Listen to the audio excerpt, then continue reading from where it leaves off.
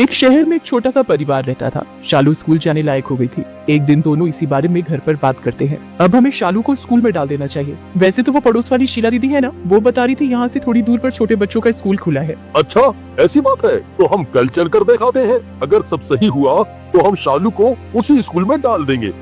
अगले दिन रवि और शीला दोनों शालू को लेकर उस स्कूल में जाते हैं। स्कूल बहुत ही सुंदर है। वहाँ बहुत बड़ा खेलने का मैदान जिसमें तरह तरह के झूले होते हैं। शालू तो ये सब देखकर ही बड़ी खुश हो जाती है। मम्मी पापा, मुझे इसी स्कूल में पढ़ना है। ओह, देखो तो जरा, इसे अभी से स्कूल में पढ़ने की कितनी जल्दी हो रही है। थोड़े दिन बाद जब मन भर जाएगा ना, तो फिर स्कूल के नाम से रोना शुरू हो जाएगा।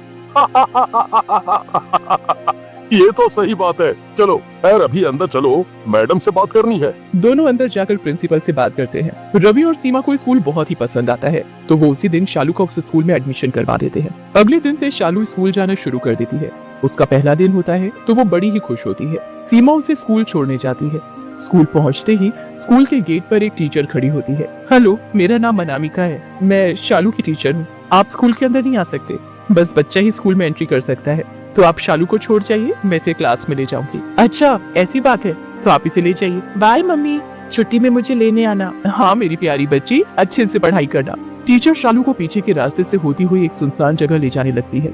तभी शालू बोल पड़ती है, मैडम मेरा स्कूल तो वहाँ है ना? हाँ बेटा, पर आपकी क्लास का रास्ता यहाँ से है। अगर आप वहाँ से जाओगे तो बड़े बच्चे आपको बहुत परेशान करेंगे। क्या आप चाहते हो आपको बड़े बच्चे परेशान करें? नहीं मैडम। तो फिर बस चुपचाप मेरे साथ चलती रहो। टीचर शालू को लेकर क्लास में जाती है। वहाँ पहले से ही काफी सारे बच्चे होते हैं। सभी बच्चे शालू की तरफ देख रहे होते हैं और सब बहुत ही डरे हुए लग रहे होते हैं। शालू तो हर बात से अनजान बस अपने नए स्कूल की खुशी में पागल हो रही होती है। उसे क्या पता होता है कि उसकी खुशी भी बाकी बच्चों की तरह गायब होने वाली है। चलो तुम उधर सीट पर जाकर बैठ जाओ। ठीक है मैडम। शालू अपनी सीट पर जाकर बैठ जाती है। उसके बाद टीचर बच्चों को पढ़ाना शुरू करती है। वो एक चौक उठाती है और ब्लैक बोर्ड पर एक मुश्किल सा सवाल लिखती है। उठो राहुल, चलो जल्दी से मुझे 1 मिनट के अंदर अंदर ये सवाल सॉल्व करके दिखाओ। ये तो बहुत मुश्किल है, मैं कैसे करूँगा? मुझे तो गिनती भी नहीं आती। मुझसे जुबान लड़ाएगा? तेरी इतनी हिम्मत? टीचर की आंखें गुस्से में लाल हो जाती हैं और धीरे धीरे वो तो एक चुड़ैल का रूप ले लेती है। गुस्से में वो राहुल के बाल पकड़ती है और उसे खींचते हुए सबके सामने लाकर खड़ा कर देती है। शालू की हालत उस चुड़ैल को देखकर ही खराब हो जाती है। उसकी आंख से आंसू और हाथ पैर बुरी तरह कांपने लगते हैं। वो मन ही मन बहुत घबराई हुई होती है, पर टीचर को राहुल पर कोई तरस नहीं आ रहा होता। अभी के अभी ये सवाल कर, वरना तुझे पता है ना मैं बच्चों के साथ क्या सुलूक करती हूँ। सॉरी मैडम, मुझे माफ कर दो।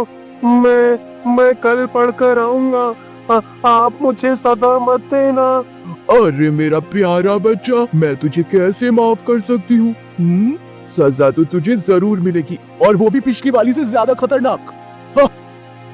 चुड़ैल टीचर इधर उधर देखती है और फिर उसकी नजर एक टूटे हुए बिजली के बोर्ड पर जाती है। करंट वाली 2 तारे बाहर निकालती है।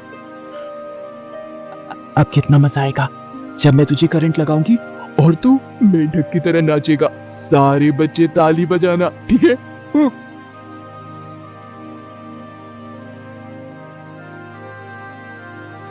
नहीं मैडम, ऐसे मत करो प्लीज मैडम, मुझे करंट मत लगाओ। सब बच्चे राहुल को ऐसी हालत में देखकर बड़ी घबराए हुए होते हैं, पर चुड़ैल को राहुल के रोने से कोई फर्क नहीं पड़ता। वो दोनों तारों को राहुल के हाथों पर लगाने लगती है। राहुल जोर जोर से चिल्लाने लगता है और सॉरी बोलता रहता है, पर चुड़ैल को उसे ऐसे चिल्लाते देख और मजा आता है। वो बार बार उसे करंट लगाती है और बड़ी खुश होती है। वो तब तक ऐसा करती है जब तक राहुल बिल्कुल बेहोश नहीं हो जाता। उसके बाद वो शालू को खड़ा करती है। अरे मेरी प्यारी बच्ची, मैं तुझे कैसे भूल गई? तेरा तो आज पहला दिन है और मैंने तेरा स्वागत भी नहीं किया। ये तो बहुत गलत बात है। मुझे मम्मी के पास जाना है, मुझे मम्मी चाहिए। चुप, बिल्कुल चुप। अगर जरा सी भी आवाज निकाली तो तुझे गंजा कर दूंगी, समझी? और हाँ, अगर किसी बच्चे ने घर जाकर कुछ बोला तो फिर मैं उसको खिड़की के बाहर उल्टा लटका दूंगी और चूहे वाले कमरे में अकेला बंद कर दूंगी। शालू डर के मारे चुप हो जाती है, पर उसकी आंखों से आंसू निकलना बंद नहीं होते। चुड़ैल शालू को बहुत मारती और डराती है। पूरे दिन वो किसी न किसी बच्चे को मारती ही रहती है। जैसे ऐसा करने से उसे कितना मजा आ रहा हो। इतना करने से भी उसका मन नहीं भरता और वो अपने एक बड़े से बैग से एक डंडा निकालती है। पर तभी स्कूल की बेल बज जाती है। बच गए तुम लोग, जाओ जाओ अब यहाँ से। और हाँ, अगर किसी को बताया तो सब बच्चे खुशी से क्लास से बाहर भागते हैं और सब गेट पर जाकर अपने मम्मी पापा को जाकर चिपक जाते हैं। शालू भी अपने मम्मी पापा को देखते ही उनके गले लग जाती है। वो बहुत ही घबराई हुई होती है और पूरे रास्ते बिल्कुल चुपचाप रहती है। सुबह तो तुम इतना खुश थी, पर अब इतना चुप क्यों हो? क्या हुआ, कोई बात है क्या? स्कूल अच्छा नहीं है क्या? नहीं फो मम्मी फो नहीं कुछ नहीं, स्कूल अच्छा है, मैडम भी अच्छी है। शालू घर पहुंचकर भी चुपचाप ही रहती है। वो अपनी माँ को सब सच बताना चाहती है, पर कहीं उसे टीचर चूहे वाले कमरे में बंद ना कर दे, इस डर से कुछ नहीं बोलती। रवि और सीमा को लगता है कि शायद शालू थक गई है इसलिए ऐसा कर रही है, इसलिए वो इतना ध्यान नहीं देते। पर अगली सुबह जब दोबारा स्कूल जाने का टाइम होता है तो शालू तो स्कूल जाने से घबराने लगती है। मम्मी वो मेरे पेट में दर्द है, मुझे स्कूल नहीं जाना। देखा, मैंने कल ही आपको बोला था ना कि थोड़े दिन बाद ही इसके स्कूल ना जाने के बहाने शुरू हो जाएंगे। आज तो दूसरा ही दिन है। नहीं मम्मी, सच में मेरे पेट में दर्द है। सीमा शालू का एक बहाना नहीं सुनती और जबरदस्ती उसे स्कूल छोड़ आती है। वहाँ फिर से वही टीचर उसे क्लास में ले जाती है और फिर क्लास में जाते ही चुड़ैल में बदल जाती है। उसके बाद उसका वही बच्चों पर अत्याचार शुरू हो जाता है। वो बच्चों को मारती, पीटती और खूब डराती।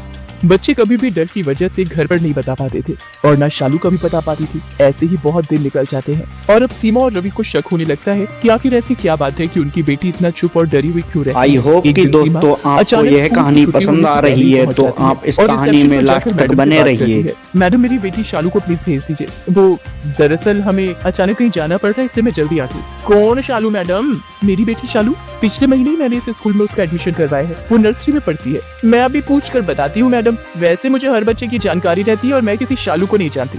रिसेप्शनिस्ट फोन करके पूछती है तो पता चलता है कि शालू नाम की कोई बच्ची नर्सरी क्लास में नहीं पढ़ती। मैंने बोला था ना मैडम आपको कि यहाँ नर्सरी क्लास में कोई शालू नाम की बच्ची नहीं पढ़ती। सीमा तो ये बात सुनकर घबरा जाती है।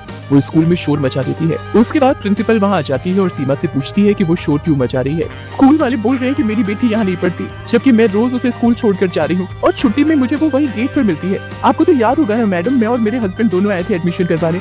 अरे हाँ, मुझे याद आया, आप तो उसका उसी दिन एडमिशन करवा कर गए थे, पर आपकी बच्ची अगले दिन स्कूल ही नहीं आई मैडम। हमें लगा शायद आपका मन बदल गया होगा। पूरे स्कूल में शोर मच जाता है और सब जगह शालू को ढूंढा जाता है, पर शालू कहीं नहीं मिलती। फिर स्कूल की छुट्टी हो जाती है तो सीमा देखती है कि उसकी बेटी पीछे के रास्ते से आ रही है। शालू, मेरी बच्ची मिल गई। मेरी बेटी, तू कहाँ थी मेरी बच्ची? उसके बाद प्रिंसिपल शालू को खुद बिठाकर उससे सब पूछती है कि उसकी क्लास कहाँ है। शालू उन्हें पीछे के रास्ते से ऊपर अपनी क्लास लेकर जाती है तो प्रिंसिपल सब समझ जाती है।